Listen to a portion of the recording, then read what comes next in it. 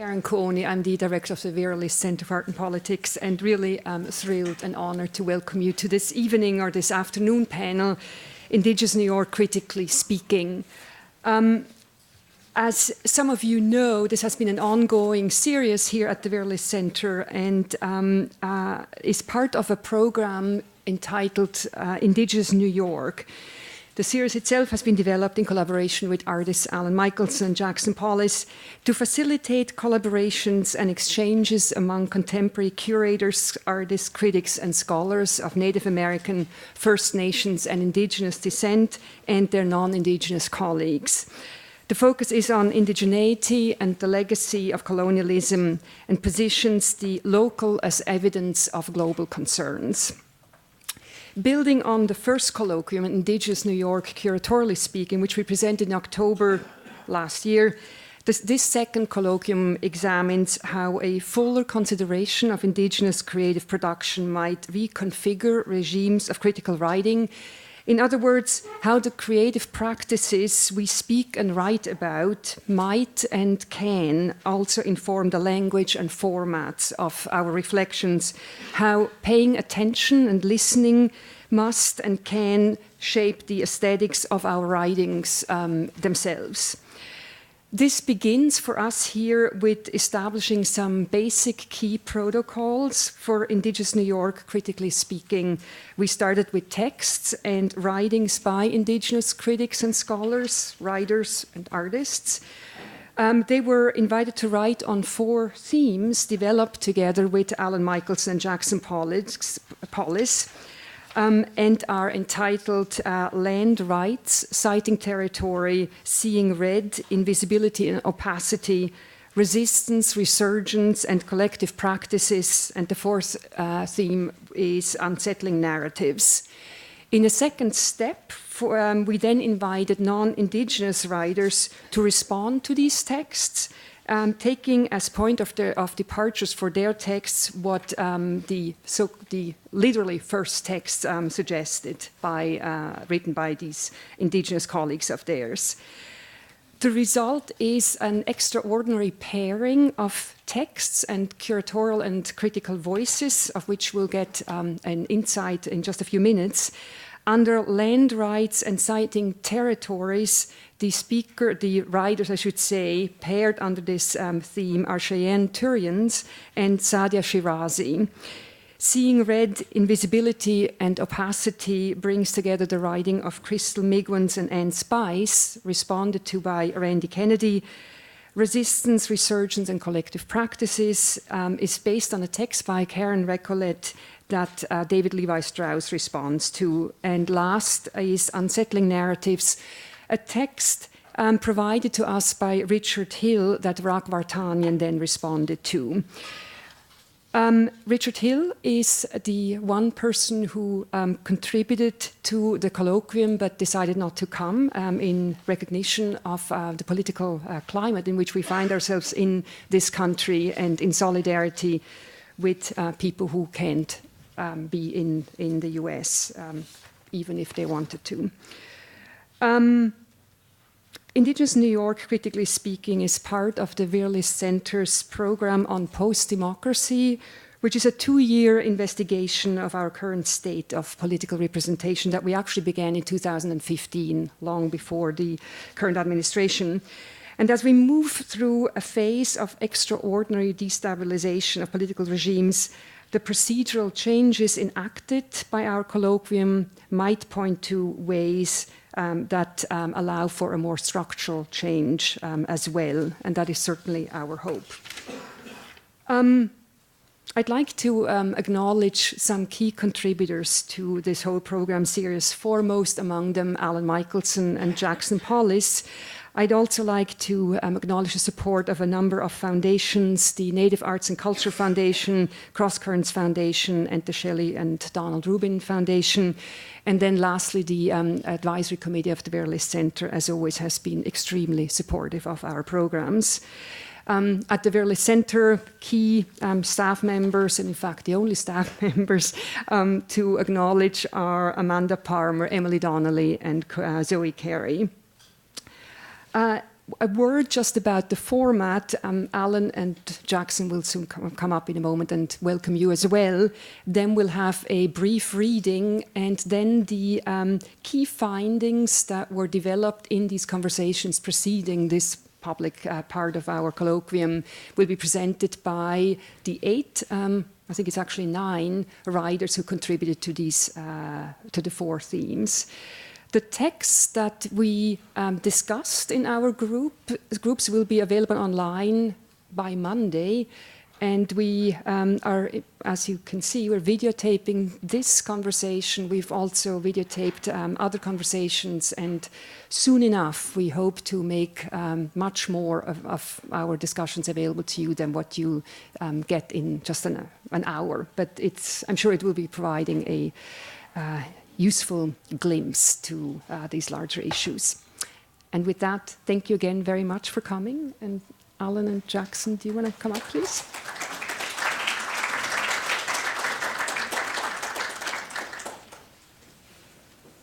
Thank you, Karyn, and welcome everyone. I'm Ganyengehaga, or Mohawk, one of the 6 nations that comprise the Haudenosaunee, the people of the Longhouse. And I'd like to acknowledge the Lenape, on whose traditional territory we meet today. It was a place that was very well known to my ancestors, who called it Ganono, a place of reeds. And here we are. New York City has the largest indigenous population in any city in the United States, close to 112,000 people, but you wouldn't necessarily know it.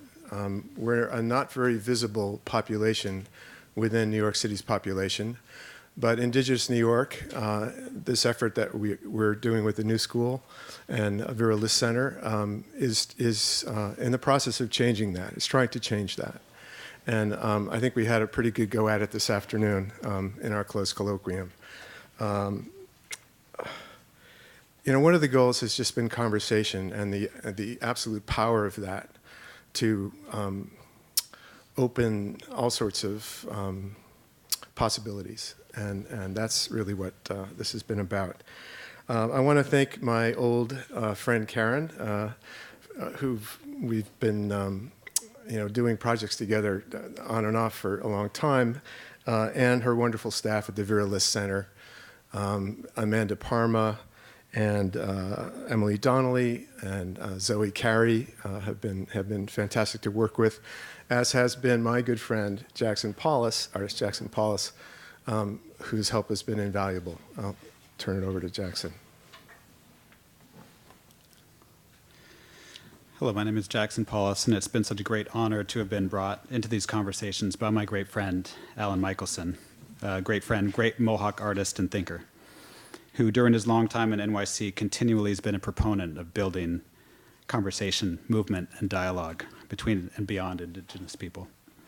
He introduced me to the wonderful Karyn, who has been steadfast in her commitment to prioritize Indigenous voices and bodies in conversations around indigeneity.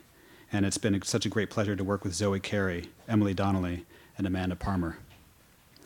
Increasingly, one might expect that a person sensitive enough to our settler colonial position would acknowledge and repeat acknowledgement that we are now occupying a space that operates within a likely unceded Lenape territory, that this place has always been Lenape Hokin or Mannahatta, a network of intersecting Indigenous movements, which include many Indigenous people here and around us, we are always in danger of forgetting or occluding. If this acknowledgement of land rights and self is performed by one claiming some Indigenous lineage, we might expect assertions of Indigenous nationhood. For example, I would say I'm a Tlingit of the Doklawedi clan from Klukwan, etc. But instead of simply opposing and performing this wealth of selective specificity and acknowledgement of our settler colonial context at the outset, and then getting on with the program, can we, for these moments and beyond, delay the conclusion of this acknowledgement and resultant acceptance and closure in order to keep open the spirit of sustained inquiry into the complexity of our current situation? We are so grateful to have friends here who have written so eloquently, touching on the dangers this closure poses. And so now we are pleased to have Cheyenne Turions and Sadia Shirazi read an excerpt, a cut of what they have written together in the spirit of this openness. Hi, everyone. I am Cheyenne. This is Sadia. We co-authored a piece of writing called The Cuts. And the title is drawn from this book by Layli Long Soldier called Whereas, which you should all rush out and buy immediately. And so we were given the topic of land rights, citing territory, and we decided to write back and forth to one another a couple of times over the course of the weeks that we had to write together.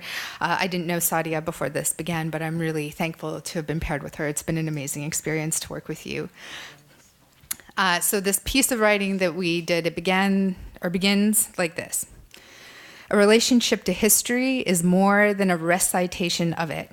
A relationship to history, if it is to be called a relationship at all, must bear upon the forms of the future in the now. Bear upon the forms made of the future in the now. And then some other stuff happens and it continues. Recent actions by the governments that call themselves Canada and the United States demonstrate how even an acknowledgement of the harm caused by the kinds of legislation you describe. Earlier in the piece, she's talking about the executive orders that historically have tried to evacuate, intern, or otherwise bar access to this place to people deemed dangerous by the state. So, how even acknowledgement of the harm caused by the kinds of legislation you describe can be morally neutered. Apology, it turns out, has been manipulated so as to preserve state power and its attendant logics, rather than administering a kind of justice that challenges these systems. An adequate redress to wrongs should correlate to changes in behavior, no? In the place that I live, what has come to be known, which is in Canada, what has come to be known simply as the apology was performed on June 11th, 2008, and it involved then Prime Minister Stephen Harper conceding to the insidious, intergenerational, and ongoing violence of the now defunct residential school system. I think they were called boarding schools here in the US. The apology was administered as part of the Indian Residential School Settlement Agreement that, according to the Canadian government, sought a, quote, fair and lasting resolution to the legacy of Indian residential schools, end quote. The much-lauded Truth and Reconciliation Commission, or the TRC, was also part of this settlement agreement, tasked with collecting the stories of residential school survivors and their kin and disseminating this history to a broader Canadian public. The TRC processes culminated in 2015 with the release of its final report that was over 4,000 pages long, and it included 94 calls to action. Directed mostly toward the government and its agencies, none of the calls suggested dismantling the structures that made the residential school system possible. None of the calls recommended the repatriation of land and resources to Indigenous people. And perhaps this is unsurprising. Power is conservative, predisposed to preserving existing conditions rather than challenging them. To the extent that the calls to action challenge the status quo, they do so in ways that the state can recognize and abide by on its own terms. These calls, addressing one specific manifestation of settler colonial rule, do not make a decolonial discourse, for there is not Indigenous self-determination at their core. In the place that you live here in the US, the Congressional Resolution of Apology to Native Americans was signed by then President Barack Obama on December 19th, 2009. The apology was not performed in that Obama did not offer his breath to these words. He did not speak them aloud to any of the people to whom they were ostensibly addressed. And in some deeply existential irony, this apology was enacted into law as part of a defense spending bill. And concluded with the following disclaimer, quote, nothing in this section authorizes or supports any claim or serves as a settlement of a claim against the United States, end quote. So in essence, as the government acknowledged the harm wrought by settler colonialism on Indigenous people in its name, it simultaneously absolved itself of culpability or at least accountability for any of these wrongs. This stands in contradistinction to President Ronald Reagan's Japanese internment apology, which was signed into law in 1988, that carried with it token financial restitution to those survivors of the camps that were still living. And the settlement agreement that happened with the TRC in Canada also included these token financial payments to residential school survivors. And to be honest, the only reason I know about the American apology, do you guys know about it? Yeah. So the only reason I know about it is because of poetry, or rather because of poetry's capacity to confront power through détournement and refusal, and because of one poet's insistence on doing so. And this brings me back to Lady Long Soldier's Whereas, which you should all get. So that book, there's a long section in it called Whereas that shapes itself after the original joint resolution, which was put forward by Republican Senator Sam Brownback and very weakly informed the final language of the apology that was signed into law through the act. So for every whereas statement in the initial resolution that grappled with the immense history of Indigenous presence on these lands and the violence of genocidal attempts at erasure, Layli wrote back. She took language and turned it. In her hands, the capacity of poetry to make meaning thick, to enact life, to become flesh, was wielded with precision. In her whereas statements, she carries the undue weight of emptiness. She carves a curative collectivity. She shows inheritance seeping in through cracks. In her whereas statements, she tears the state's language apart and performs instead a divergent kind of beingness. In this poetry, maybe there's a way forward, and I see it in some of Sadia's proposals too, where she advocates to tending to the energies we make when together, the poetry of bodies, speaking truth to power. And yet, I cannot shake the feeling of a something else, shuddering to think of the other poems yet to be written, the ones that will speak back to the motivations behind and consequences of the now Six Nations travel ban that's here, and of the racialization it provokes that Sadia talks about earlier in the text, or of the apology that I imagine will one day be offered in consequence. Thank you, Cheyenne. My name again is Sadia Shirazi, and I will be reading part of the dialogic kind of response that Cheyenne and I wrote together for you all and for today. The interior of the United States feels like fear. This fear justifies a state of constant violence mobilized against a field of moving targets. I'm alarmed by the way in which discourse around the Seven Nations travel ban marks the state's racialization of a religious group that was not previously self-articulated as an ethnicity or race. When did Muslim become a racialized category? What is born out of Islamophobia as a distinct category of exclusion? To ward off a suffusive feeling of fear as the miasma through which our marked bodies move in this country, I turn towards a deeper desire to hold the people I know and love, to trace a history in order to understand how we might sit, stand, and lie down, shoulder to shoulder and foot to foot together.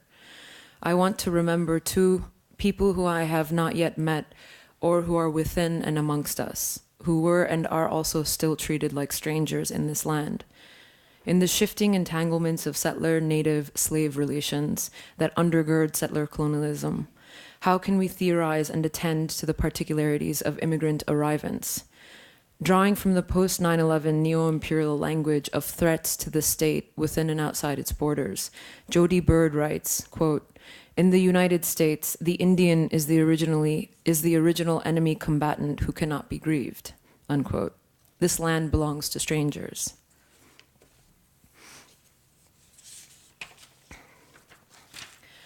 There is a violence that inheres to the juridical language of these resolutions and apologies that you mentioned, Cheyenne.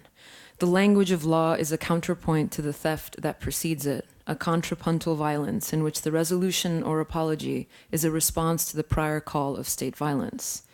The fact that the congressional resolution of apology to Native Americans was unperformed, as you noted, exhibits a parallel violence to the originary dispossession enacted by Johnson versus McIntosh. This is a case, it's a historic case that sets the precedent for the dispossession of indigenous land through the citation of the Discovery Doctrine, which is a British colonial law that was then the kind of foundational legal apparatus that continues to be cited to this day from the 19th century. In that case, the indigenous were disappeared from the land and any claims to it. In this resolution of apology, the Native American is rendered into a spectral figure that haunts the exteriority of the law with neither land nor body, so spectral that it cannot even be spoken to aloud. What is actually enacted in a state's apology to an addressee with whom there is no reciprocal communication but only unidirectional address, in which there is no performance of a poetic social practice that institutes a relation beyond subjugation by the laws of the state? This is why Layli Long Soldier writing back is such a powerful gesture. Her poetry enacts life and becomes flesh, as you beautifully describe. It feels important that Long Soldier is not just speaking back, but performing what you describe as, quote, a divergent kind of beingness through which she carves a curative collectivity. To the call of the state to violence and the response of the law to apology, Long Soldier returns in refigured flesh. The Congressional Resolution of Apology to Native Americans includes the indigenous without consent into the state. It calls the indigenous Americans. This functions to capture the Indian within the territorial boundaries and legal jurisdiction of the United States through a double gesture, through first the legalized dispossession of their land, and then again through this call that is a kind of violence, this homogeneous naming of heterogeneous groups. The Japanese internment apology, it struck me, differs from the apology to Native Americans. The internment apology is not even addressed to anyone. Its formal structure is a predictive outline for the futurity of other internments, perhaps, and subsequent apologies that you foresee. It is not an apology for evacuation, quote unquote, or land theft, which historians have argued accounts for the discrepancy in the treatment of long-term residents of Japanese descent in the West Coast in comparison to Hawaii. It was property in the West Coast that the government wanted to seize from them too. In the 94 calls to action issued by the TRC in Canada, you noted that not one suggested dismantling colonial structures, nor the repatriation of land or resources to indigenous people, as well as in the United States unperformed Congressional Resolution of Apology to Native Americans. The Japanese internment apology also captures the Japanese, but in a repressed relation to the Native American.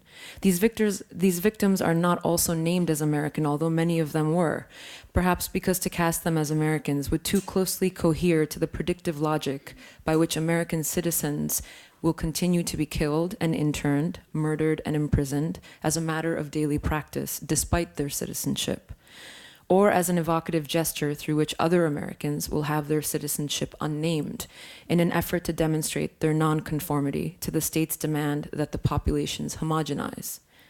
It also separates the treatment of this minority group, named through their national origin, and not their residential status, nor even their American citizenship, from the murder, internment, and colonization of indigenous people, as well as non-citizens affected by American neo-imperialism across the world. To name indigenous nations and tribes by the names they answer to, perhaps in the Congressional Resolution of Apology enacted by this government, instead of as Native Americans, is too threatening to the law that has already rendered them bereft of sovereignty. I wonder how a Japanese internment apology that disappears another record of American terror, the dropping of atomic bombs, operates historically. Is there a fictive relation established that determines that war is always elsewhere and not also here, within the territorial boundaries of this nation-state? The fact is that war waged outside the state is simultaneous with war waged internally. The Seven Nations ban, I think, demonstrates this logic perfectly. That feeling that you mentioned that you cannot shake of something else is prescient. Violence is a kind of initiation into hyphenated American life for its citizens and non-citizens. It is the wounding of the flesh in some cases and the erasure of the body in others. Layli Long Soldier stages an interruption into the logic of the law. She shreds the skin of the state. Long Soldier enacts the social poiesis denied by the unspoken apology and its previous foreclosure of the status of the human to indigenous people. The racialization of the marked body of the Muslim, quote unquote, in discourse around the 7 and now 6 nations travel ban is another such naming. It follows the call of violence the state has already inflicted on the bodies of those who resisted neo-imperialism, colonialism, and racism, both within and outside this nation state. I am working on a book of scores for Muslim sociality with my friend Mesna Kato, and there is one particular score we wrote that I would like to share with you. In it, we try to decipher the utterances that emerge from the moving lips of a severed head. It is a way forward together that is also already an everyday practice of invocation and breath. This is the score. Score for 13769, score for 13769, which is the executive order. Score for 13769. Bismillah ar-Rahman ar-Rahim. Thanks. And so we had 2 conversations earlier today around a table in response to this text that touched variously in very different ways. The first on the politics of recognition and law. And then the second conversation touched on poetry and territorial acknowledgements. And we'd be happy to talk more about it with all of you in the Q&A to follow.